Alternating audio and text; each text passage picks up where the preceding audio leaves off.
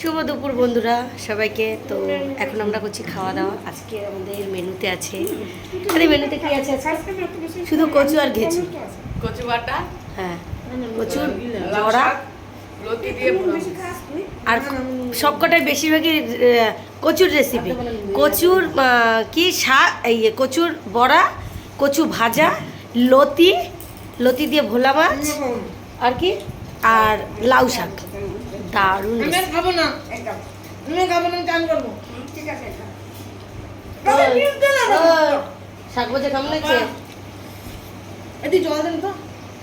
ভালো হয়েছে।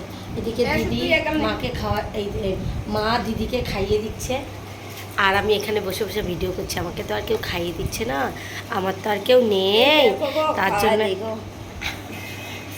দেখছো, দাঁড়া দাঁড়া দাঁড়া, ঠিকঠাক করে দিচ্ছি, দাঁড়া। ওর জন্য এরকম হয়েছে, দাঁড়া দাঁড়া দাঁড়া। আরে আমার মুখের সামনে রান্না আমাকে জল দিন। দারুণ হয়েছে প্রকৃতির রান্নাটা, পুরো মায়ের মতোই হয়েছে।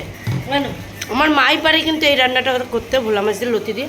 আজকে এই রান্নাটা দিদি করেছে, দারুণ হয়েছে খেতে, দারুণ, সত্যি হেবি সুন্দর হয়েছে দিদি। ওমা মা জিজ্ঞাসা করে রান্নাটা বলে বলে কে দিয়েছে, আমি বলে দিচ্ছি।